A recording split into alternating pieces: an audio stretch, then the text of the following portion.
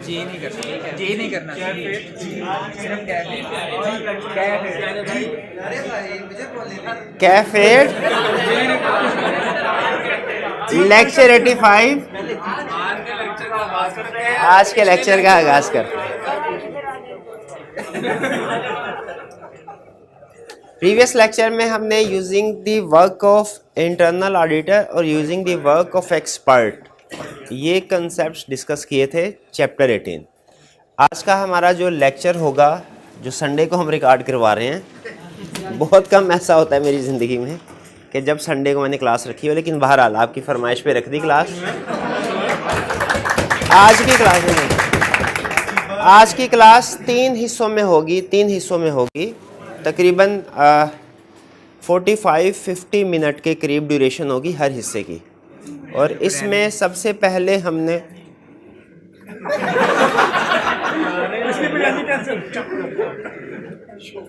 अच्छा, एक तो पहले मुझे संडे की क्लास का गुस्सा है, उसमें दरमियान में डिस्टर्ब करोगे ना, गुस्सा तुम में निकल जाएगा।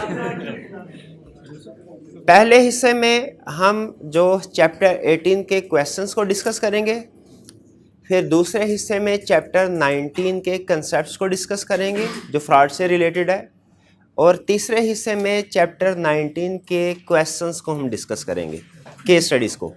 तो ये हमारा थीम होगा आज के लेक्चर का। 3 हिस्सों में लेक्चर होगा, हर हिस्से की ड्यूरेशन तकरीबन 45-50 मिनट होगी। पहले हिस्से में हम चैप्टर 18 के क्वेश्चंस को डिस्कस करेंगे, दूसरे हिस्से में चैप्टर 19 के कंसेप्ट्स को डिस्कस करेंगे, और तीसरे हिस्से में चैप्टर 19 के पास्ट पेपर के क्वेश्चन केस स्टडीज़ को डिस्कस करेंगे। ये समझ आ गया आपको थीम? चलिए अब स्टार्ट करते हैं पहले चैप्टर 18। अब चैप्टर 18 के क्वेश्चंस मैंने कुछ ज़्यादा जो है वो सेलेक्ट किए हैं डिस्कस करने के लिए, क्योंकि इसमें एक तो आई कैप के क्वेश्चन बैंक में भी क्वेश्चन की तादाद ज़्यादा है, और फिर इसमें चूँकि तीन मिलती जुलती चीज़ें डिस्कस होती हैं। एक using the work of internal auditor, एक direct assistance of internal auditor, और तीसरा using the work of expert. अब तीनों में ऑडिटर की अप्रोच, बेसिक अप्रोच एक जैसी है कि ऑडिटर दूसरों के वर्क को यूज़ कर रहा है या दूसरों से हेल्प ले रहा है, इस सिचुएशन में उसकी रिस्पॉन्सिबिलिटीज़ क्या है। लेकिन हर एक सिचुएशन में डिफरेंस है, इसीलिए मैंने इसको डिफ्रेंशिएट करने के लिए क्वेश्चन की तादाद थोड़ी सी ज़्यादा रखी है, ताकि हमारी बेहतर तरीके से प्रैक्टिस हो सके। तो सबसे पहले चलते हैं हम question 1।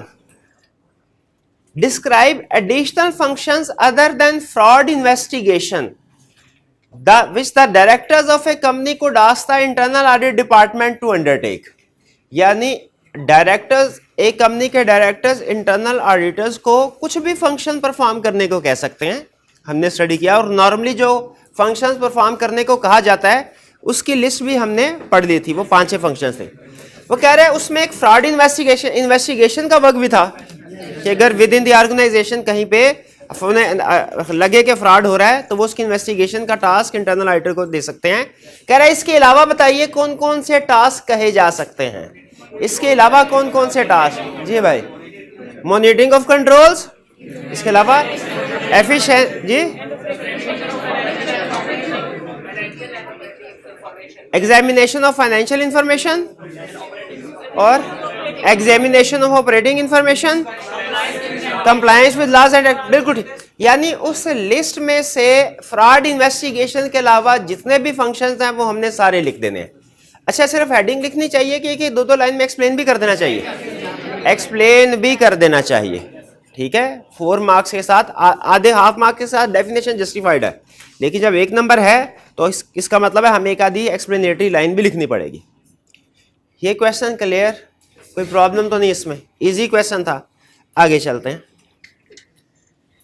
Differentiate between external and internal auditors with respect to scope of work and reporting responsibilities. कह रहे एक्सटर्नल और इंटरनल ऑडिटर का डिफरेंशिएट। क्या हमने एक्सटर्नल और इंटरनल ऑडिटर का डिफरेंस पढ़ा? वो सारे का सारा डिफरेंस एज इट इज छाप देंगे क्या?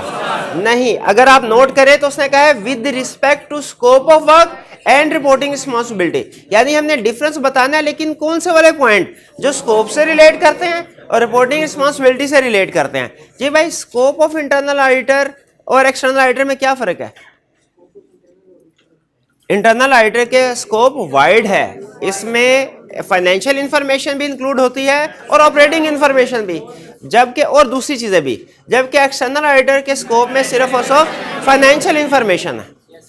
ठीक है, ये हो गया स्कोप के लिहाज से। फिर रिपोर्टिंग रिस्पॉन्सिबिलिटी के लिहाज से इंटरनल ऑडिटर रिपोर्ट करता है डायरेक्टर्स को, और यहाँ ऑडिट कमेटी का ले या दो शाफी गवर्नेंस का ले, एक ही बात है। और एक्सटर्नल ऑडिटर रिपोर्ट करता है शेयर होल्डर को। रिपोर्टिंग में एक और फर्क भी है, इंटरनल ऑडिटर की रिपोर्ट प्रेस्क्राइब करते हैं डायरेक्टर्स ही जरूरत के मुताबिक जो भी फंक्शन हो, जबकि एक्सटर्नल ऑडिटर की रिपोर्ट आईएसएस और कंपनीज एक्ट ने प्रेस्क्राइब की हुई है। भाई ये क्वेश्चन भी क्लियर, इसमें कोई प्रॉब्लम? ठीक है। अच्छा, आगे चल के ना मैं आपसे वे भी वैल्यूएशन पूछूंगा कि ये किस टॉपिक का है, यानी using work of internal auditor है, एक्सपर्ट वाला है, डायरेक्ट असिस्टेंस वाला है, और एक कंसेप्ट और दूसरे कंसेप्ट में क्या फर्क है। ठीक है। Question 3, identify the factor that are considered in determining independence of internal auditor. Independence of internal auditor, ये इंटरनल ऑडिटर का क्वेश्चन है, ये समझ आ गई हमें, एक्सपर्ट वाला तो नहीं है। हम इंटरनल ऑडिटर की इंडिपेंडेंस को भी वैल्यूएट करते हैं, एक्सपर्ट की इंडिपेंडेंस को भी वैल्यूएट करते हैं। एक्सपर्ट की वैल्यूएशन के फैक्टर सारे इकट्ठे थे, याद है? इंटरनल ऑडिटर में उसने कैटेगरी बनाई थी 3, कॉन्फिडेंस के पॉइंट अलहदा थे, ऑब्जेक्टिविटी के पॉइंट अलहदा थे, सिस्टमैटिक एंड डिसिप्लिन्ड अप्रोच के पॉइंट अलहदा थे। किस स्टूडेंट को ये पॉइंट्स अलहदा याद है? या सारे नहीं याद, लेकिन कम से कम 2-2, 3-3 पॉइंट्स बता सकता है वो।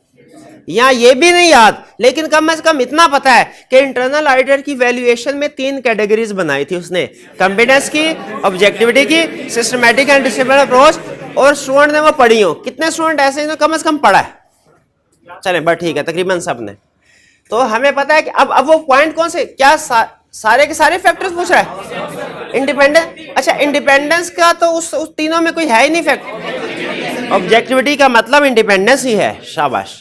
तो हम क्या पॉइंट्स लिखेंगे इसमें, शाबाश बताइए। पहला, रोटेशन होनी चाहिए, इंटरनल ऑडिटर एक ही अरसे, जैसे एक्सटर्नल ऑडिटर में फेमिलियरिटी थ्रेड राइज हो जाता है, इंटरनल ऑडिटर का भी फेमिलियरिटी थ्रेड राइज हो जाता है अगर वो ज्यादा अरसे तक एक ही पोजीशन पे काम करता रहे। कितने अरसे तक? वही रूल जो हमने एक्सटर्नल ऑडिटर में ही पढ़ा था कि 3 से 5 तक मैक्स, 3 के बाद थ्रेड राइज होना शुरू हो जाता है। यहाँ पे भी 3 साल के बाद थ्रेड राइज होना शुरू हो जाएगा। एक तो हो गया ऑब्जेक्टिविटी का, ये इसके अलावा और भी पॉइंट थे, appointment, scope of work, remuneration, human source decision, ये सारे के सारे मैनेजमेंट को नहीं करनी चाहिए, बल्कि किसको करने चाहिए? दो शाबे गवर्नेंस को, या डायरेक्टर को, या ऑडिट कमेटी, एक ही बात है। सीएफओ को तो नहीं करने चाहिए, सीईओ को तो नहीं करने चाहिए, फाइनेंस डायरेक्टर को, लेकिन इसके नाम में लफ्ज़ डायरेक्टर आ रहा है, वो डायरेक्टर नहीं है, मैनेजमेंट है। ठीक है, सीएफओ का ही दूसरा नाम है फाइनेंस डायरेक्टर, बिल्कुल। तो ये इंडिपेंडेंस के पॉइंट। अच्छा, एक और पॉइंट था, कोई कंफ्लिक्टिंग रिस्पॉन्सिबिलिटीज वाला,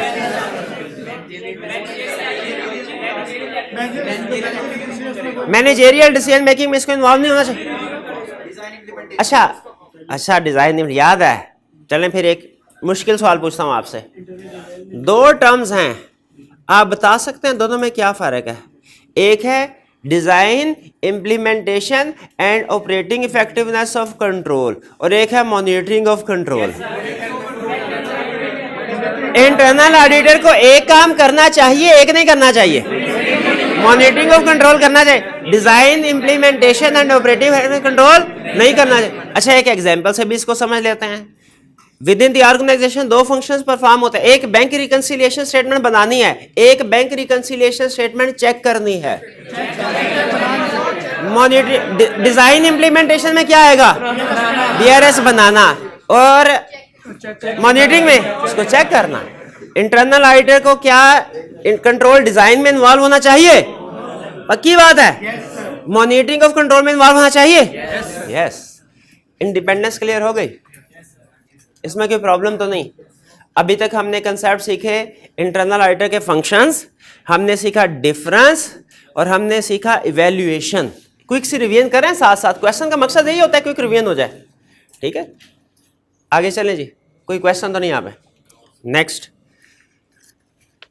briefly explain how an external auditor would evaluate the adequacy of work performed by internal audit function. अच्छा, इसमें सबसे पहले एग्जाम में बैठ के मैंने इंटरनल ऑडिट फंक्शन को अंडरलाइन किया, क्योंकि इससे मुझे पता चला ये chapter 18 internal auditor using the work of others वाले में से क्वेश्चन उठाया उसने, ठीक है। और इसमें से भी इंटरनल ऑडिटर में से, एक्सपर्ट में से नहीं उठाया, क्योंकि आपको पता है एडिक्वेसी ऑफ वर्क हम इंटरनल ऑडिटर की भी वैल्यूएट करते हैं, एक्सपर्ट की भी वैल्यूएट करते हैं। Adequacy of work internal auditor की भी वैल्यूएट करते हैं, एक्सपर्ट की भी वैल्यूएट करते हैं। एग्री करते हैं मेरी इस बात से? Adequacy of work internal auditor की भी वैल्यूएट करते हैं, एक्सपर्ट की भी वैल्यूएट करते हैं, लेकिन दोनों के पॉइंट सिमिलर है कि डिफरेंट है? डिफरेंट है, शाबाश, क्योंकि दोनों का नेचर ऑफ वर्क डिफरेंट है। एक में तो हम उसके काम को रीपरफॉर्म करते हैं, चेक करते हैं, स्पोर्टिंग डॉक्यूमेंट्स के साथ मैच करते हैं, डिटेल में जाते हैं। एक प्रोफेशनल ऐसा है दोनों में से जिसके काम को हम डिटेल में चेक करते हैं, और एक ऐसा है जिसमें डिटेल में नहीं जाते, सिर्फ सोर्स डाटा देखते हैं, सिर्फ अजम्पशंस और मेथड्स देखते हैं, सिर्फ कंसिस्टेंसी देखते हैं, फाइंडिंग देखते हैं उसकी रीजनेबल है कि नहीं, ऊपर ऊपर से चीजें, डिटेल वर्क नहीं देख रहे, बड़ा बड़ा देख रहे थे, ब्लंडर तो नहीं मारा उसने। एक एक्सपर्ट, दो प्रोफेशनल है ना, एक है इंटरनल ऑडिटर, एक है एक्सपर्ट। एक के काम में हम डिटेल टेस्टिंग करते हैं, एक में नहीं करते, ठीक है। इंटरनल ऑडिटर के वर्क में क्या होता है? डिटेल। क्यों भला डिटेल? क्योंकि हम खुद एक्सपर्ट है। तो बताइए, अब वो कह रहे हैं एवेल्युएट एडिक्वेसी ऑफ वर्क। अच्छा मुझे ये बताइए, इंटरनल ऑडिटर में से पूछा, उसने ये समझ आ गया, डायरेक्ट असिस्टेंस क्या है कि यूजिंग द वर्क का? यूजिंग, क्योंकि डायरेक्ट असिस्टेंस का वर्ड है ही नहीं। डायरेक्ट असिस्टेंस का वर्ड होता तो कंफर्म हो जाता डायरेक्ट असिस्टेंस वाला, या हमें वो ये कहता है कि जी उसके वर्क को यूज नहीं कर रहे बल्कि उसको अपनी डायरेक्शन सुपरविजन रिव्यू में काम करवाना है, तो डायरेक्शन सुपरविजन रिव्यू के लफ्ज अभी पता चल जाता हमें कि ये डायरेक्ट असिस्टेंस वाला है। तो एडिक्वेसी ऑफ वर्क वैल्यूएट करना है। फैक्टर्स याद है? 4 फैक्टर्स थे, मुझे फैक्टर्स याद नहीं है, लेकिन मुझे इतना याद है फैक्टर्स 4 थे जिनको वैल्यूएट करना है। और कैसे वैल्यूएट करना है? देखिए 4 प्रोसीजर थे, एक चीज मैं बताता हूं, एक आप बताइएगा। फैक्टर्स आप बता दें। नहीं प्रोसीजर मैं बता ना factors. Evaluating work, whether work is properly planned, performed, documented, reviewed, और sufficient appropriate added evidence has been obtained, conclusion reached are appropriate, और exceptions have been resolved। यही 4 थे ना? कौन से 4? के काम properly plan, document, supervise, reviewed हुआ कि नहीं हुआ, सफिशिएंट एप्रोप्रिएट एडेड एविडेंस मिला कि नहीं मिला, कंक्लूजन एप्रोप्रिएट है कि नहीं, और अगर कोई एक्सेप्शन आइडेंटिफाई हुई है वो एडिक्वेटली रिजॉल्व हो गई हो या डायरेक्टर्स को रिपोर्ट हो गई हो। अगर नहीं मैनेजमेंट रिजॉल्व की तो डायरेक्टर को रिपोर्ट हो गई हो। जो लिखे हैं अल्फाज एक आध आगे पीछे होगा, लेकिन मेन कंसेप्ट यही 4 पॉइंट है। और इनको परफॉर्म करने के लिए प्रोसीजर, इनको वैल्यूएट, प्रोसीजर क्या परफॉर्म करने हैं? Inquiry, observation, inspection, reperform. अच्छा, इन 4 में से एक काम तो कंफर्म करना है। नहीं, उसने लिखा हुआ कोई कंफर्म करना है एक काम। Shall do this and may do this. इस तरह उसने शल और मे में डिफरेंशिएट किया कि नहीं किया? चारों कटे लिखे हुए हैं। चले 12, चले अच्छी बात है, हम भी चारों कटे लिख देंगे। लेकिन मुझे ये बताइए इसमें वैसे री-परफॉर्मेंस जो है ना वो कंफर्म, वो हम जरूर करते हैं। अच्छा मुझे इसमें ये बताइए, अगर री-परफॉर्मेंस हमने करनी ही है इंटरनल ऑडिटर के वर्क की, तो फिर उसके वर्क को यूज करने की क्या जरूरत है? हम खुद ही कर लेते हैं। री-परफॉर्मेंस करनी जरूर है सैंपल बेस पे। सैंपल, भाई ये बात समझ आई? अच्छा बताइए, एडिक्वेसी ऑफ वर्क के एडिक्वेसी ऑफ इंटरनल ऑडिटर भी, इंटरनल ऑडिटर को भी वैल्यूएट करना है कि सिर्फ उसके वर्क को? ये कैसे पता चला? एग्जाम क्वेश्चन में आपने ध्यान से देख लेना है। एग्जाम क्वेश्चन में आपने ध्यान से देख लेना है। एग्जाम क्वेश्चन में आपने ध्यान से देख लेना है। इंटरनल ऑडिटर को नहीं बस टाइम निकल जाएगा, इतने भी ध्यान से नहीं। आपसे इंटरनल ऑडिटर को वैल्यूएट करने को कह रहा है या उसके वर्क को वैल्यूएट करने को कह रहा है, या कभी कभार दोनों को what procedure would you perform before placing reliance on internal auditor? ठीक है, अगर इस तरह के जेनेरिक वर्ड जिससे क्लियरली ना हमें आपको पता चल रहा हो कि इंटरनल ऑडिटर को वैल्यूएट करने को कह रहा है कि उसके वर्क को, वरना वैसे नॉर्मली अब स्पेसिफिकली उसकी आदत है कि वो स्पेसिफिक, आपको पता है अब पहले बड़े बड़े क्वेश्चन पूछा करता था, आज से 7-8 साल पहले जो ऑडिट का पेपर होता था बड़े बड़े क्वेश्चन, अब वो छोटे छोटे क्वेश्चन, तो अब वो दोनों नहीं पूछेगा स्पेसिफिकली, यहाँ तो कहेगा मुझे वैल्यूएट करके दो इंटरनल ऑडिटर को, यहाँ कहेगा उसके वर्क के पॉइंट बताओ, बल्कि कभी कभार तो मजीद स्पेसिफिक हो जाता है, बस कंपिटेंस के फैक्टर्स बताओ मुझे, इंटरनल ऑडिटर की कंपिटेंस के फैक्टर्स बताओ। भाई ये बात समझ आई? नहीं आई, मुझे नहीं समझ आई, ना मुझे नहीं। कल ऐसा तो नहीं कि हमने एक्सपर्ट को भी डिस्कस किया और डायरेक्ट असिस्टेंट को भी डिस्कस किया तो पॉइंट मिक्स हो गए हों, मुझे घर जाके लगा शायद पॉइंट मिक्स हो गए, मैं सोच रहा था पता नहीं इंटरनल ऑडिटर का कि एक्सपर्ट का है। तो मुझे ये बताइए, हम एडिक्वेसी वैल्यूएट करते हैं इंटरनल ऑडिटर के वर्क की भी, हम एडिक्वेसी वैल्यूएट करते हैं एक्सपर्ट के वर्क की भी। इंटरनल ऑडिटर की एडिक्वेसी को एवेल्युएट करने के लिए आपने मुझे जो फैक्टर बताया वो ये कि वर्क देखना है properly plan perform, document reviewed है कि नहीं है, सफिशिएंट एप्रोप्रिएट एविडेंस ऑब्टेन हुआ कि नहीं हुआ, कंक्लूजन एप्रोप्रिएट थे कि नहीं थे, कोई एक्सेप्शन अगर आइडेंटिफाई प्रॉपर्ली रिजॉल्व हुई कि नहीं, अगर नहीं हुई तो रिपोर्ट, और इनके लिए इंक्वायरी, ऑब्जर्वेशन, इंस्पेक्शन, रीपरफॉर्मेंस। आपने ये फैक्टर, ये हो गए इंटरनल ऑडिटर के। एक्सपर्ट के कौन कौन से थे? एक्यूरेसी, अच्छा आपने एक मिनट ठहरे, मैंने ना पहले मेन पॉइंट पहले मैं याद कर लूं कहीं वो ना निकल जाए। एक था सोर्स डाटा, एक था assumptions एंड मेथड्स, और एक था कंक्लूजन और कंसिस्टेंसी। कंक्लूजन और कंसिस्टेंसी दोनों सी इकट्ठे थे, कंक्लूजन और कंसिस्टेंसी ऐसे इकट्ठे थे ना, मतलब एक ही लाइन के, आप चाहे तो अलग कंक्लूजन का अलग, कंसिस्टेंसी का अलग पॉइंट भी बता सकते। अच्छा सोर्स डाटा में क्या था? Accuracy, completeness and relevance of source data, और assumptions एंड मेथड में क्या था? Relevance and reasonableness of assumptions and methods, और फिर इसके बाद reasonableness of experts finding and conclusion and consistency with other evidence.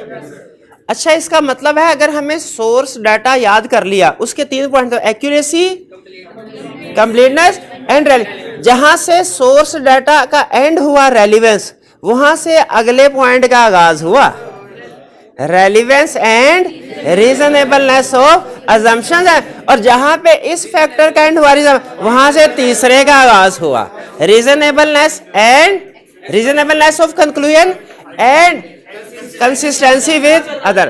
तो कंक्लूजन के साथ ही कंसिस्टेंसी दोनों से इकट्ठे, 4 फैक्टर्स याद रहेंगे आप। अच्छा इसमें जो एक पॉइंट है कि कंसिस्टेंसी विद अदर एविडेंस देखना है, इसकी एग्जांपल बता दें। जैसे हम किसी प्रॉपर्टी की रिवैल्यूएशन कर रहे हो, वैल्यूएशन, तो उसमें कंसिस्टेंसी विद अदर एविडेंस का मतलब, अदर एविडेंस क्या है कि उस जगह के आसपास जो दूसरी जमीन बिकी है वो किस रेट पे बिकी है, वो उस एक एविडेंस होता है, और हमारे रेट को, वैल्यूएशन रिपोर्ट के रेट को जो सेल प्राइस हुई है रिसेंटली उसके साथ मैच करना चाहिए। जैसे हमने इन्वेंट्री में पढ़ा था कि ईयर एंड के बाद या रिसेंटली इन्वेंट्री जिस प्राइस पे सेल हुई है ना, वो उसकी अप्रोक्सीमेट एनआरवी होती है, एनआरवी होती है। उसी तरह ये भी रिसेंटली या बाद में जिस प्राइस पे सेल हुई है प्रॉपर्टी, उसकी एक इंडिकेशन है, एविडेंस है कि उसकी मार्केट वैल्यू है। ये पॉइंट क्लियर हो गए? चलिए आगे चलते हैं। Third, describe some factors and their effect on auditor judgement of sample size. Sorry कभी कभी इधर उधर निकल जाता हूं मैं भी। ये असल में वो सैम्पलिंग का क्वेश्चन था, सैम्पलिंग का क्वेश्चन था ना, वो मिक्स स्लाइड बनाते हुए। कोई बात नहीं, ये भी तो हमने किया हुआ है क्लास में। माई का लाल कोई जो इसका जवाब बताए, आप नहीं इधर उधर निकलते। अच्छा चलिए इसी बहाने आपको एक चीज बताता हूं। आपने अक्सर स्टूडेंट आते हैं, कहते हैं सर हमारे वीकली टेस्ट निकाल के देखें सारे पास, एग्जाम के पेपर में फेल हो गए। आई कैप के पेपर में। फिर उस्ताद की गलती में भी ना कोई हिकमत होती है, तो गलती से ये क्वेश्चन आ गया ना, तो इसमें अब हिकमत की बात बताने लगा हूं आपको के पेपर सारे एग्जाम में फेल हो गए सर, ये कैसे हुआ? आपका टेस्टिंग सिस्टम इंतहाई फारग है। और वैसे कोरिलेशन होना चाहिए स्टूडेंट की, लेकिन याद रखे ये एक बेसिक इंडिकेशन होती है, कोई कंफर्मिंग एविडेंस नहीं है। इसलिए कि जो आपका वीकली टेस्ट होता है ना, वो सिर्फ नॉर्मली एक चैप्टर का होता है। उसमें आपके माइंड को पता होता है भाई उसमें जो भी सर खींचे, जितना मर्जी मुश्किल से मुश्किल सवाल पता आएगा तो इसी चैप्टर में से आएगा, तो इसी चैप्टर में से। हाँ, वीकली टेस्ट सारे देते हैं, टर्म टेस्ट नहीं देते। आप क्यों नहीं देते? सर अभी तैयारी नहीं है, तैयारी करके फिर एक ही दफा टेस्ट देंगे, ठीक है। टर्म टेस्ट नहीं दिए, मॉक नहीं दिया। वीकली टेस्ट में और जो आई कैप का पे, उसमें क्या फर्क होता है भला? वो पूरी बुक, उसमें आपके माइंड को ना छलांग मारनी पड़ती है। पहले चैप्टर 3, साथ ही चैप्टर 17 पे, फिर अगला सवाल चैप्टर 7 पे, फिर 11 पे, फिर 2 पे। ये जो जंपिंग होती है ना माइंड की, ये आपके वीकली टेस्ट में नहीं होते, ये होती है आपके टर्म टेस्ट में, आपके मॉक में। तो आपके अगर आपकी परफॉर्मेंस टर्म टेस्ट और मॉक में तो अच्छी है, फिर आप ये कह सकते हैं इंडिकेशन है कि हम आई कैप के पेपर में पास हो सकते हैं। कंफर्म फिर भी नहीं है, लेकिन वो फिर भी एक कोरिलेशन बनता है। वीकली टेस्ट का आई कैप की परफॉर्मेंस के साथ कोई स्ट्रॉन्ग कोरिलेशन नहीं है। हाँ जी, अब देखिए, हालांकि रिसेंटली पढ़ा है, ताजा कंसेप्ट है। शाबाश जी मेरे भाई जी। एक मिनट ठहरे, ये सब्सटेंटिव प्रोसीजर के तो हमने फैक्टर्स पढ़े नहीं थे 71? अच्छा, सब्सटेंटिव प्रोसीजर बोले तो test of detail, analytical procedure तो नहीं, उसमें तो सैम्पलिंग होती नहीं है। शाबाश, तो बताइए क्या थे? टोलेबल मिस स्टेटमेंट, ठीक बताया। और एक्सपेक्टेड मिस स्टेटमेंट, सर्टिफिकेशन, ठीक है, ठीक है। अच्छा, सम फैक्टर पूछ रहा है, साथ में उसका इफेक्ट भी पूछ रहा है, तो टॉलरेबल मिस स्टेटमेंट का इफेक्ट क्या होगा? एक मिनट, कोई नहीं बोलेगा। टॉलरेबल मिस स्टेटमेंट ज्यादा होगी तो सैंपल साइज कहाँ? नहीं, बाकी शाबाश, बाकी माइका लाल है। चले बात, चले ये बहाने से ना, हाँ जी, ये किसी दूसरी मूवी का ट्रेलर आ गया था। वापस चलते हैं हम इंटरवल के बाद। हाँ, हमारी अपनी नहीं, ऐसा इंटरवल नहीं आया अभी भाई। इंटरवल में जो चाय बेचनी है उसका इंतजाम है ना, वह ठीक है। During the audit of PQR limited you have been assigned the task of evaluating the work performed by internal audit department of the company on certain specific areas। क्या टास्क दिया हमें? उसके वर्क को वैल्यूएट करना है। क्या task दिया हमें? इंटरनल ऑडिटर के वर्क को वैल्यूएट करना है। इंटरनल ऑडिटर को मैंने अंडरलाइन कर दिया, मुझे पता चल गया चैप्टर 18 का क्वेश्चन है। और उसमें भी डायरेक्ट असिस्टेंस का नहीं है, क्योंकि उसके वर्क को वैल्यूएट कर रहा हूं। Using the work of internal auditor, direct assistance नहीं है। पाकिस्तान में तो डायरेक्ट असिस्टेंस की इजाजत ही नहीं है ना। है तो किस कंट्री में नहीं है? यूके में नहीं है। अच्छा ठीक है, ठीक है, मैं भूल गया था। ठीक है, नहीं उसमें था ना डायरेक्ट असिस्टेंस में एक पॉइंट था कि अगर लॉ, हाँ जी, मना करे ना तो फिर आप डायरेक्ट असिस्टेंस नहीं यूज कर सकते। और भी था, अगर लैक ऑफ कॉन्फिडेंस हो, ऑब्जेक्टिविटी हो। बट ठीक है, आगे बढ़ते हैं। Describe how would you valuate the work performed in order to determine extent of reliance that may be placed thereon, that may be placed internal auditor को valuate करने के पॉइंट बताने हैं, उसके वर्क को के दोनों के वर्क के पॉइंट बताने हैं। कौन सा था वो? Work public plan document supervisor review, उसके बाद sufficient appropriate evidence, conclusion reached are appropriate, exception identified and resolve, और कैसे inquiry, observation, inspection, reperformance on sample basis. एक लेयर। इसमें सिर्फ फैक्टर्स लिखेंगे कि प्रोसीजर लिखेंगे? दोनों लिखें, हमेशा दोनों लिखें, हमेशा दोनों लिखें, हमेशा दोनों लिखें, हमेशा। तो पूछा क्यों? 6 नंबर थे तो चार के नंबर मिल जाते।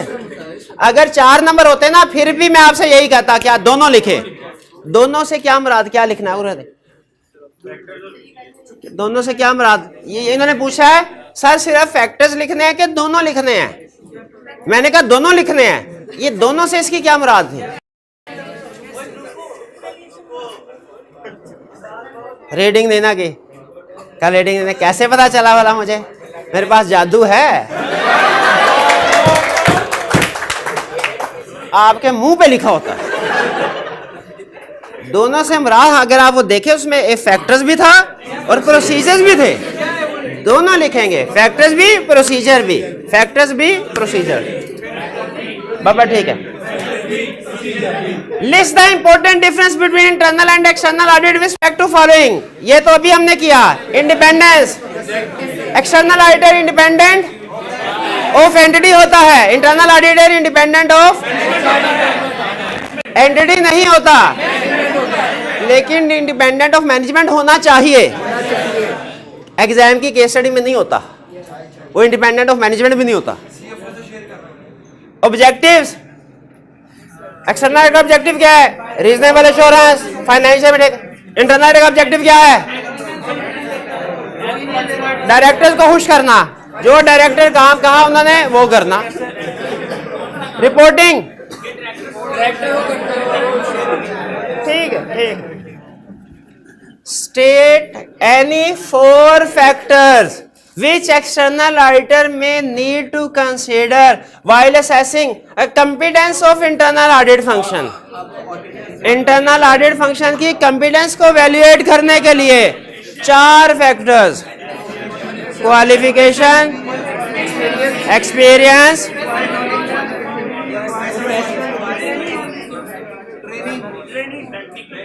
ट्रेनिंग, एप्रोप्रिएट ट्रेनिंग हो रही कि नहीं हो रही, रिसोर्सेज वाला पॉइंट भी था, कोई क्वालिटी कंट्रोल रिव्यू वाला पॉइंट भी था। अच्छा वो तो सिस्टमैटिक एंड डिसिप्लिन है, बिल्कुल ठीक बिल्कुल ठीक। तो कंप्यूटर इंटरनल ऑडिटर के वर्क को वैल्यूएट करने को कह रहा है कि इंटरनल ऑडिटर को वैल्यूएट करने के सारे पॉइंट कह रहा है सिर्फ कंपिटेंस। अच्छा वो भी था कि books, professional books, experience, expert वाले फैक्टर। अच्छा मिक्स हो रहे हैं मेरे लिए, इंटरनल ऑडिटर के फैक्टर्स, एक्सपर्ट के भी जरा मुझे बता दीजिए। हाँ हाँ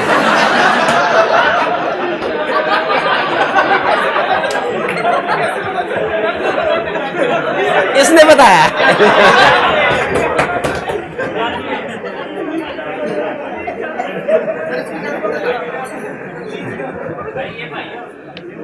अब बताओ उसे कैसे पता चला, मुझे बदनाम कर देना।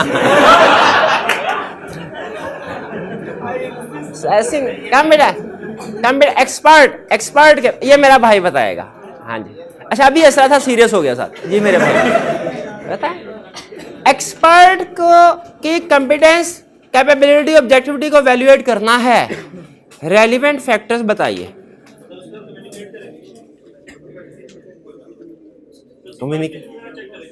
हाँ क्वालिफिकेशन, एक्सपीरियंस, ठीक है। अच्छा मुझे ये बताइए उसमें भी कुछ फैक्टर्स हैं एक्सपर्ट में, उसने कंबाइन कर दिए, फिर उसने कुछ सोर्सेज भी बताया हुआ है, सोर्सेज जहां से हम एक्सपर्ट के बारे में इंफॉर्मेशन ले सकते हैं। किस किस से ले, हमारा अपना पुराना प्रीवियस एक्सपीरियंस हो सकता है, किसी और ऑडिटर से कांटेक्ट कर सकते हैं, शाबाश, एक्सपर्ट से भी डिस्कशन कर सकते हैं, पूछ सकते हैं। पब्लिश पेपर्स, अच्छा ये एक्सपर्ट के थे पब्लिश पेपर्स, ठीक है। बहरहाल ये इंटरनल ऑडिट वाले लिखने हैं, वो तो बहाने से मतलब मुझे मिक्स हो रहा था तो इसलिए मैंने एक्सपर्ट किया, आपसे पूछ लिया। Faheem is the audit manager on the अच्छा requirement on behalf of the engagement, पहले requirement on behalf of the engagement partner provide appropriate guidance to Faheem to assist him in selecting the areas where direct assistance of internal auditors can be utilised. Internal auditor का concept है कि expert का, internal auditor का direct assistance के using the work, direct assistance कह रहा बताओ किन एरियाज में उससे असिस्टेंस ले जा सकते। अच्छा यहाँ पे एक फ़र्क जहन में रखना है आपने, एक होता है ये डिसीजन करना कि इंटरनल ऑडिटर से डायरेक्ट असिस्टेंस ऑब्टेन करनी है कि नहीं, और एक होता है ये डिसीजन कि अगर डायरेक्ट असिस्टेंस ऑब्टेन करनी है तो किन एरियाज में। ये दोनों फ़र्क है। फिर जैसे होता है ना फैक्टर्स और प्रोसीजर में फ़र्क बज़ाहिर मिलते जुलते लगता है, खुद पढ़े ना तो शायद आपको लगे एक ही तरह की चीज़ है, लेकिन फ़र्क उसी तरह डायरेक्ट असिस्टेंस में भी एक है ये डिसीजन के डायरेक्ट असिस्टेंस के लिए यूज करना है कि नहीं, इंटरनल डायरेक्ट असिस्टेंस ऑब्टेन करनी है कि नहीं, ये डिसीजन है। और एक है अगर डायरेक्ट असिस्टेंस ऑब्टेन करनी है तो किन एरियाज में। दोनों में फर्क है। डायरेक्ट ये इसमें क्या पूछ रहा है, एरिया। अच्छा अगर पूछना बताओ डायरेक्ट असिस्टेंस ऑब्टेन कर सकते हैं कि नहीं, हम कहते हैं हम इसके लिए जो फैक्टर्स इवैल्यूएट करेंगे वो है competence, capability, objectivity. Internal auditor देखेंगे लॉ इजाजत देता है कि नहीं देता, फिर उसके बाद देखेंगे रिस्क एंड जजमेंट, अगर ज्यादा रिस्क एंड जजमेंट है इन वक्त तो फिर अच्छा अब यहाँ पे एरियाज की बात कर रहा है। एरियाज में भी हम रिस्क एंड जजमेंट को देखते हैं लेकिन कुछ और चीजों को भी देखते हैं, ठीक है। कह रहा Faheem is the audit manager on audit of Blue Bell Limited for the year ending 31 March 2018 which is in the planning stage. BBL has a well established internal audit function which reports directly to audit committee। अच्छा है। The staff of the internal departments have adequate level of competence। बेहतरीन। ऊपर objectivity उसने बता दिया, नीचे उसने क्या बताया, कंपिटेंस भी। And are members of professional counting bodies. अच्छी बात है। कंसीडरिंग द अबव, आपके ख्याल में ये इंटरनल ऑडिट अच्छा स्ट्रेंथ है कि वीक है? अच्छा स्ट्रेंथ है। ये 2 पॉइंट हमें स्ट्रेंथ में आ गए। अगर हमसे कहते ना इसको वैल्यूएट करो, हम कहते हैं अच्छा इंटरनल ऑडिट है। क्यों? इसमें ये 2 स्ट्रेंथ वाले पॉइंट है, कंपिटेंस और ऑब्जेक्टिविटी। क्योंकि क्वेश्चन के गिवन फैक्ट्स के ऊपर ही कमेंट करते हैं, बाकियों के बारे में उसने नहीं बताया, उसके बारे में हम कमेंट नहीं कर सकते। Considering the above, Faheem tends to engage internal auditor to perform audit procedure for certain audit areas. पहले कल में मना किया था ना, सारी क्लास का मैं और कंसेप्ट बिल्ड कर रहा हूं तो एक लफ्ज हमारे मुंह से निकलता सारे वो सोचना शुरू होता। अरे भाई रिलैक्स, जिस बात ही नहीं। अच्छा मैंने तो तुमसे कुछ कहा ही नहीं, नो क्यों कहा तुमने? मैंने सवाल पूछा, कोई सवाल नहीं पूछा, तो फिर क्यों सवाल पूछूं? फिर उसके बाद बताना ना भाई, सवाल जवाब का असूल है, सवाल पहले होता है जवाब बाद में होता है। ये जवाब पहले सवाल बाद में है। अच्छा कभी कभी ना जवाब पहले दे देना, मैं सवाल बदल दिया करता हूं, आपको पता है ना मेरी आदत है। Direct assistance, selecting the area direct assistance. अच्छा रिक्वायरमेंट में क्या पूछ रहा है बताओ, कौन से एरिया जिसमें डायरेक्ट असिस्टेंस ऑब्टेन की जा सकती है कि कौन से एरिया जिसमें डायरेक्ट असिस्टेंस ऑब्टेन नहीं की जा सकती? रिक्वायरमेंट में की जा सकते, आउट ऑफ सिलेबस। भाई 1 मिनट ठहरे। हाँ। हमने जो डायरेक्ट असिस्टेंस में कंसेप्ट पढ़ा है ना, वो कंसेप्ट ये पढ़ा है कि किन किन एरिया में डायरेक्ट असिस्टेंस ऑब्टेन नहीं की जा सकती। वो मुझे याद है, वो मैं पढ़ के आया हूँ, मुझे याद है। हमने असल में, बल्कि मैं using the work of internal auditor भी पढ़ के आया हूँ। Using the work of internal auditor में भी उसने एरियाज की लिस्ट दी है, जिसमें ऑब्जर्वेशन ऑफ इन्वेंट्री काउंट था, documentation of counting and internal control system था, substantive procedure involving limited judgement वाला पॉइंट था। तो using the work of internal auditor में भी उसने लिस्ट दिया उन एरियाज की जिनमें वर्क को यूज कर सकते हैं। डायरेक्ट असिस्टेंस में भी उसने लिस्ट दी है, लेकिन डायरेक्ट असिस्टेंस में लिस्ट दी है जिनमें नहीं यूज कर, नहीं एंगेज करना। तो using the work of internal auditor में उसने कौन सी लिस्ट दी है, जिसमें वर्क को यूज कर सकते हैं। और डायरेक्ट असिस्टेंस में कौन सी लिस्ट दी है, जिसमें यूज नहीं कर सकते। जैसे उसने कहा कि एरिया में हाई रिस्क हो, नहीं, जजमेंट हाई हो, नहीं, अगर उससे इंटरनल ऑडिटर के रिलेटेड डिसीजन हो, नहीं, अगर कोई ऐसा काम हो ऑलरेडी किया हुआ है, डायरेक्ट असिस्टेंस नहीं। तो उसने, भाई फर्क समझ आ रहा है आपको? दोनों एक कंसेप्ट मिलता जुलता दोनों जगह पे, दोनों में फर्क समझ आ रहा है। इंटरनल ऑडिटर में उसने लिस्ट दी है पॉजिटिव और डायरेक्ट असिस्टेंस में लिस्ट दी है नेगेटिव की। यहां पे सवाल पूछ रहा है डायरेक्ट असिस्टेंस में पॉजिटिव की, तो मेरा ख्याल है ये उसने सवाल गलत पूछा है। इसमें internal using the work of internal auditor की लिस्ट देंगे। क्वेश्चन में डायरेक्ट असिस्टेंस का तो 100% कंफर्म हो गया, डायरेक्ट असिस्टेंस का ही क्वेश्चन है, लेकिन डायरेक्ट असिस्टेंस में हमने नेगेटिव लिस्ट पढ़ी है कि ये इनमें वो कह रहा है किस में यूज कर सकते हैं, हम क्या करेंगे वो लिखेंगे, 4 बार लिखेंगे, इनके अलावा हर जगह पे डायरेक्ट असिस्टेंस यूज कर सकते हैं। जैसे लॉ में होता था ना, प्राइवेट कंपनी, हाँ पब्लिक कंपनी 3 नंबर के साथ डेफिनेशन, तो हम क्या कहते थे विच इज नॉट ए, और फिर नीचे प्राइवेट कंपनी की डेफिनेशन छाप दी। तो ऐसे ही करेंगे, ठीक है। अच्छा, एक और अप्रोच भी होती है जो निस्बतन कम करेक्ट होती है, वो ये कि उसी के साथ नोट कर दिया जाए। ये बेहतर अप्रोच नहीं है। प्राइवेट कंपनी के साथ ही नोट कर दें तो वो पब्लिक कंपनी टेक्निकली नहीं बनती, वो आपको लहदा से बताना पड़ता है डेफिनेशन के मुताबिक। तो इसलिए बेहतर यही है इसमें एग्जैक्ट लिस्ट। लेकिन बहरहाल अगर आप नोट करके भी लिख दे तो मेरे ख्याल में एक्सेप्टेबल है, लेकिन निस्बतन कम प्रेफर्ड अप्रोच। अलाउड जरूर है लेकिन प्रेफर्ड नहीं।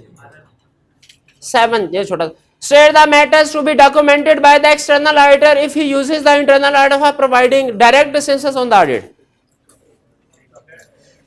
ये मुझे कंफर्म है क्लास में कोई स्टूडेंट ऐसा नहीं बैठा होगा जो मुझे बता सके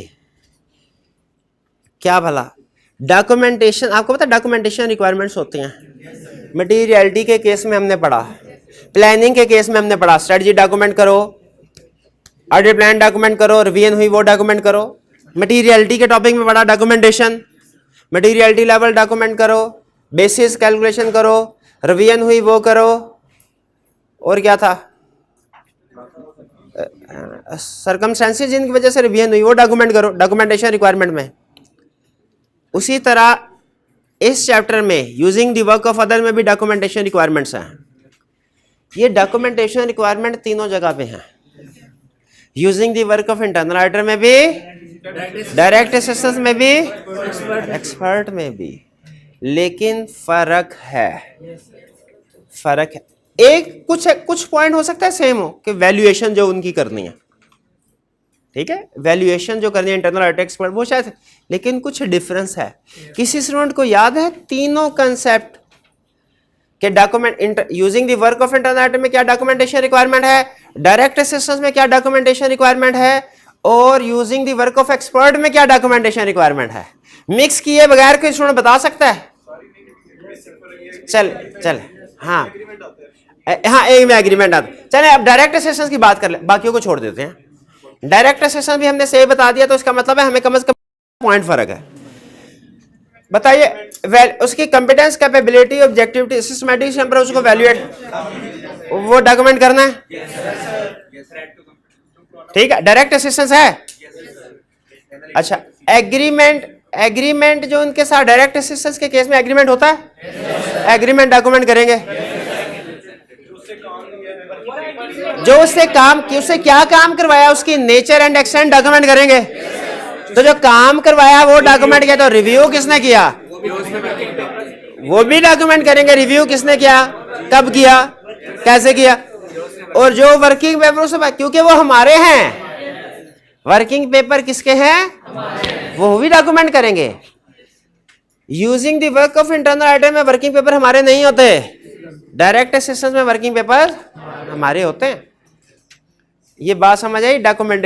डॉक्यूमेंटेशन वाला जिस तरह काउंटिंग स्टैंडर्ड पढ़ते हुए आप उसकी डिस्क्लोजर रिक्वायरमेंट को समझते हैं ना, अहम नहीं है ना, कि समझते हैं। हम जब स्टूडेंट थे तो हम तो ये समझते थे, तो वो उसमें से क्वेश्चन आ जाया करता था।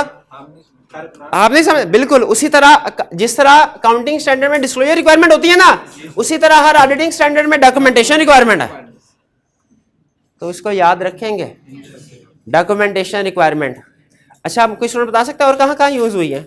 एक तो डॉक्यूमेंटेशन रिक्वायरमेंट मटीरियलिटी में, प्लानिंग में, इंटरनल ऑडिटर में, एक्सपर्ट में, और भी कहीं थी डॉक्यूमेंटेशन रिक्वायरमेंट। रिस्क असेसमेंट में थे। अच्छा चले ठीक है, नहीं चलो ठीक है, आगे चलते हैं, बाकी सही। नहीं हमारे पास ना टाइम, आगे चलें। Identify 4 example of situation which may require the engagement of an auditor expert. Valuation of assets and liabilities, IT expert, legal opinion, engineering data, IT,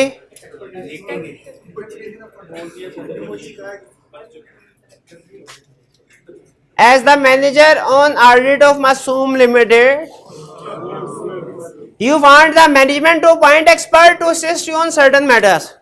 आपने मैनेजमेंट का भाई एक्सपर्ट अपॉइंट करो, टेक्निकल मैटर है।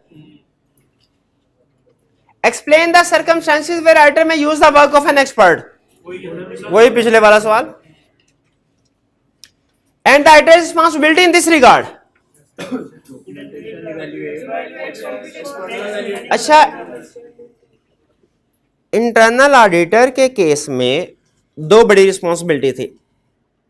Internal auditor को valuate करना है, adequacy of work. Expert के case में दो नहीं, चार। पहला इवैल्यूएट करो एक्सपर्ट को, फिर इवैल्यूएट करो उसके वर्क को, अंडरस्टैंड करो उसके वर्क को, फिर उसके अंडरस्टैंडिंग के अगले दो काम जो होंगे ना वो इस अंडरस्टैंडिंग की बेस पे होंगे। एग्रीमेंट करना है जिसमें स्कोप डिसाइड करना है, स्कोप ऑफ वर्क डिसाइड करने के लिए उस फील्ड की अंडरस्टैंडिंग जरूरी है। और fourth, evaluate the adequacy of work of expert. ये चारों लाइंस लिखेंगे हम, सर्कमस्टेंसेस भी बताएंगे और बताएंगे ऑडिटर की रिस्पॉन्सिबिलिटीज क्या हैं। Using the work of internal auditor में दो रिस्पॉन्सिबिलिटीज, उसको इवैल्यूएट करो, उसके काम को करो। अंडरस्टैंडिंग हमें पहले ही होती है, चार्टर्ड अकाउंटेंट इतने पेपर दे के पास अंडरस्टैंडिंग पहले ही होती है। और स्कोप ऑफ वर्क जाहिर है हम उसको एंगेज तो कर नहीं रहे, ऑलरेडी उसका काम यूज कर रहे हैं। ठीक, जी। हाँ देखिए, एक्सपर्ट वाला आपको बताया था, एक्सपर्ट दो तरह, एक जो मैनेजमेंट एंगेज करती है हम उसी के वर्क को यूज कर सकते हैं, लेकिन अगर मुतमिन ना हो तो अपना अलग से एक्सपर्ट भी एंगेज कर सकते हैं। दोनों सूरतों में रिक्वायरमेंट सेम है। वो आपसे कहे मैनेजमेंट एक्सपर्ट किन एरिया में यूज किया जाता है, सेम आंसर। वो कहे ऑडिटर एक्सपर्ट किन एरिया में यूज किया जाता है, सेम आंसर। वो कहे मैनेजमेंट एक्सपर्ट के केस में रिस्पॉन्सिबिलिटीज क्या है, सेम। ऑडिटर एक्सपर्ट के केस में तकरीबन सेम। आगे चले। Mineral limited has incorporated liability for gratuity payable. Gratuity बहुत मुश्किल एरिया होता है, पेंशन आपको बताया था ना, जिसमें ये भी हमें करना पड़ता है, बंदा मरेगा कब, शाबाश। खुशबू आ गई चाय की, चाय भी आ गई। चलिए, gratuity payable to symbolise on the basis of actual valuation carried out by professional limited as a audit partner of ML. You are not satisfied with the valuation report prepared by PL. You are not satisfied. Expert ने report दी, आप audit partner के तौर पे उससे मुतमिन नहीं है, भाई डिस्ट्रीब्यूट करते हैं। And have decided to appoint expert. आपने कहा भैया हमारा बंदा आएगा, हमारा एक्सपर्ट आएगा to carry out valuation exercise again. क्या ये हम डिसीजन कर सकते हैं? हमें क्लाइंट का एक्सपर्ट पसंद ना आए, अपना एक्सपर्ट अपॉइंट कर सकते हैं। रिक्वायरमेंट सिमिलर रहेंगे। State the matter that you would consider regarding competence, capability, objectivity of EL. EL कौन है? इंटरनल ऑडिटर के एक्सपर्ट। इसके कंपेटेंस, कैपेबिलिटी, ऑब्जेक्टिविटी के अलग-अलग पॉइंट है, इकट्ठे हैं, क्या लिख देंगे, दोबारा डिस्कस करने की जरूरत नहीं। Valuation of adequacy of EL's work.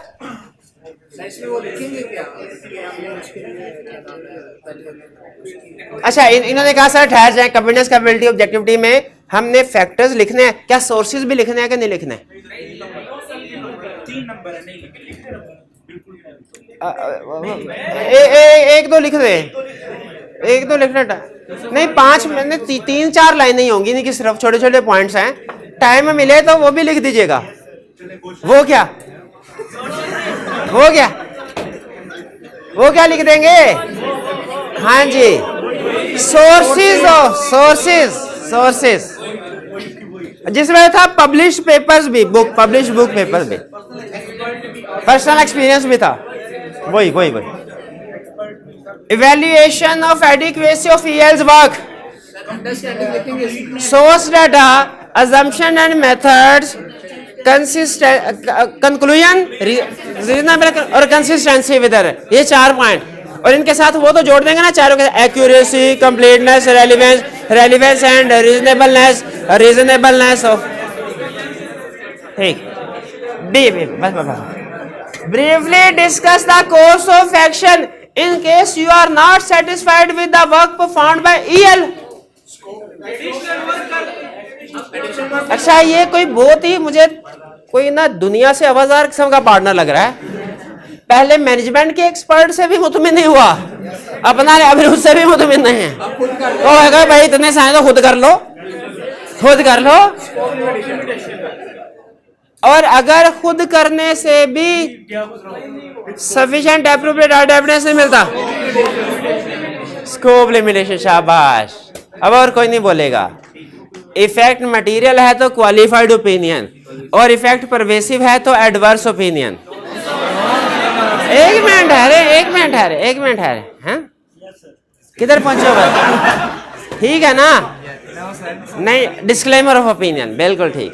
भाई ये बी क्लियर हो गया? कोई प्रॉब्लम समझ आ रही? जी मेरे भाई। एक और एक्सपर्ट नहीं लिखेंगे, वो ये एक और ही एक्सपर्ट था, ईएल एक और ही एक्सपर्ट था, इसका आगे और एक्सपर्ट नहीं।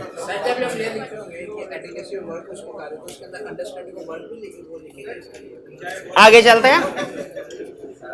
Question 12, you are the audit manager in a firm of chartered accountants. ये firm is often required to engage auditor expert for reporting matters relating to audit. आपकी फर्म अक्सर एक्सपर्ट को एंगेज करती रहती है। लिस्ट 4 की terms of engagement which should be agreed with the expert. नहीं, expert के साथ कोई एग्रीमेंट करते हैं हम?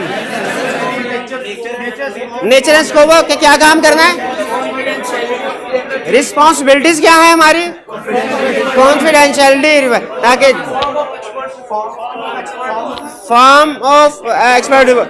डेडलाइन भी एग्री करते हैं, डेडलाइन है, पॉइंट लिखा हुआ है, वो भी आप लिख सकते हैं कि कब तक रिपोर्ट दे। ये ना हमने ऑडिट रिपोर्ट देनी हो 25 अप्रैल को और वो हमें रिपोर्ट दे रहा हो 5 मई को, और ऐसी रिपोर्ट को हमने क्या करना, तो उससे एग्री करते हैं। वो मेरा ख्याल स्कोप में कवर हो गया शायद वो पॉइंट, स्कोप है। तो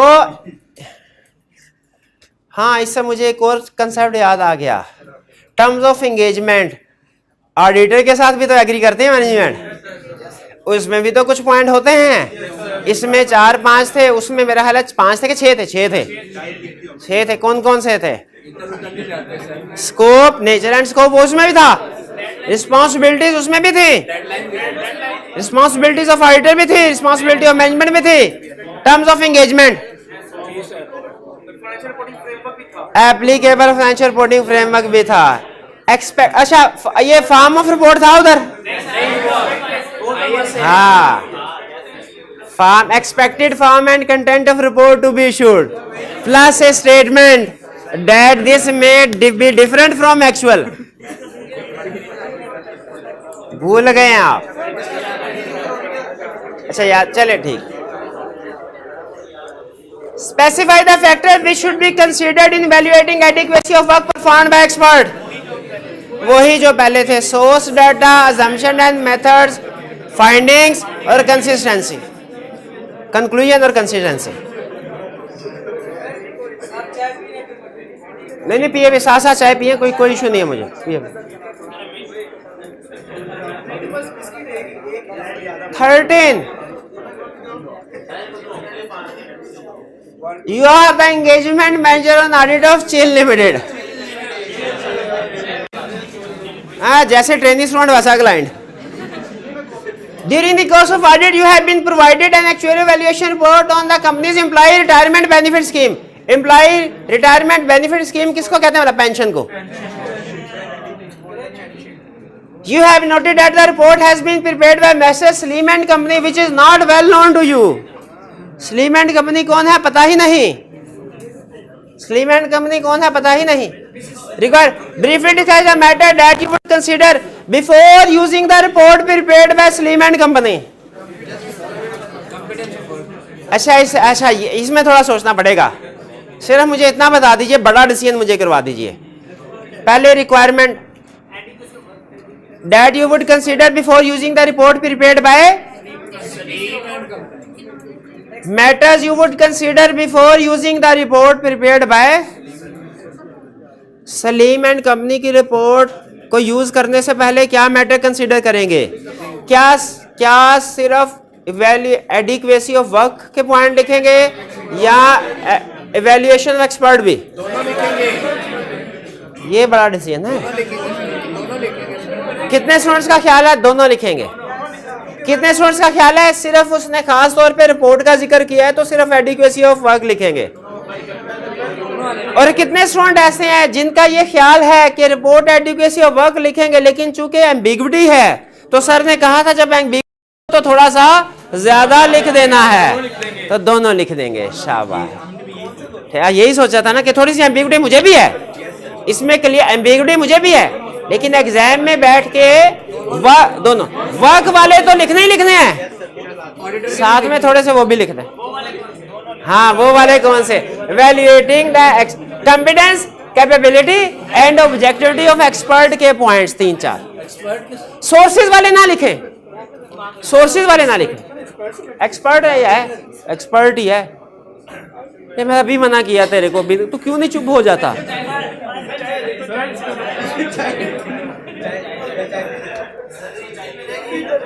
आगे चलते हैं। कितने क्वेश्चन है, खत्म ही नहीं हो रहे आज।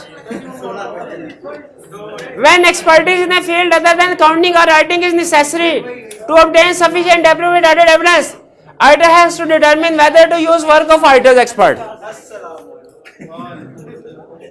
Required list down sources from where the auditor may get the information regarding experts' competence, capability, objectivity. Sources: published book, previous personal experience, other auditors से, experts से discussion, प्रोफेशनल बॉडी के साथ उसकी affiliation.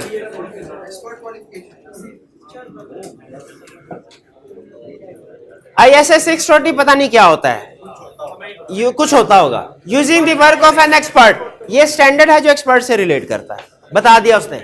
Explains how an auditor may use an expert to obtain audit evidence. Auditor कैसे expert को use कर सकता है ऑडिट एविडेंस ऑब्टेन करने में। Explain 3 factors that external auditor should consider when assessing the competence and objectivity of the expert. पिछले वाला question गलत। प्रीवियस क्वेश्चन में तो उसने सोर्सेज पूछे थे, सोर्सेज नहीं है। Experience, knowledge, specialisation, independence. शाबाश शाबाश शाबाश। Can auditor mention or refer the use of expert in his audit report? If yes, in what circumstances can such a reference be?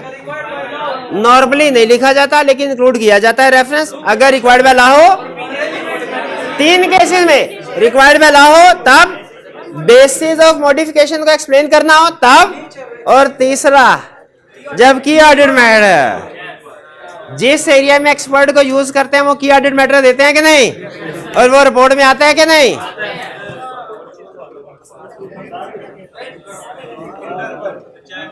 अभी नहीं, वॉल्यूम 2 की केस स्टडी रहती है। अच्छा मुझे बताया, मैंने आपको बताया था कि इस चैप्टर में से किस तरह की केस स्टडी टच करता है, बताया था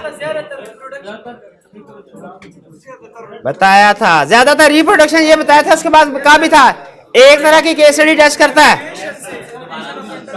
इवैल्यूएशन। हाँ, हमें क्लाइंट के किसी इंटरनल ऑडिट डिपार्टमेंट की इंफॉर्मेशन देगा, कहेगा बताओ इसमें कोई गड़बड़ है कि नहीं, प्लस पॉइंट हो, स्ट्रेंथ वो भी पूछ लेता है अलग से, नेगेटिव वीकनेस भी पूछ लेता है। एक ही क्वेश्चन है, करवा रहा हूं, ध्यान से आपने करना, और इसके बाद आपने वॉल्यूम 1 में जो अपेंडिक्स वाला क्वेश्चन है ना चैप्टर, वो लाजमी करना। इसके बाद आपकी break, Matalis has an internal, अच्छा रिक्वायरमेंट, सॉरी, पहले explain the issues which limit the independence of the internal audit department. कहता है बताइए वो कौन से इश्यूज हैं जिनकी वजह से इंटरनल ऑडिटर की इंडिपेंडेंस इफेक्ट हो रही है। Recommend A way of overcome each issue, और एक हमें कोई तरीका भी बता दे, मशवरा भी दे दे कि इसको कैसे ठीक किया जाए। Matalis has an internal audit department of 6 staff। 6 में कोई प्रॉब्लम है, 1-2 होते तो फिर प्रॉब्लम होती, 6 में मुझे कोई प्रॉब्लम लग नहीं रही। all of whom have been employed at Metalis for a minimum of 5 years and some for as long as 15 years. Familiarity thread, independence fact हो रही है. सजेशन दीजिए, घुमा रोटेट कर दें. एक मिनट. 8 नंबर है, मेरा ख्याल है 4 अगर हम उसे फैक्टर्स बता दें, आधा नंबर उसे वीकनेस बताने का और आधा सजेशन. 1 नंबर नहीं, 1 नंबर वीकनेस बताने का और 1 नंबर उसकी सजेशन का. तो हमें 4 कम से कम वीकनेसेस और सजेशन बतानी है 8 नंबर के लिए. एक हो गई.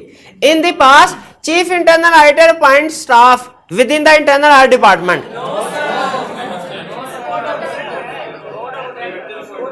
अच्छा, ये वैसे ठीक है, चीफ इंटरनल ऑडिटर भी अगर अपॉइंट करता है, कम से कम मैनेजमेंट तो नहीं ना कर रही. मैनेजमेंट तो नहीं ना कर रही. Although the chief executive officer is responsible for appointing the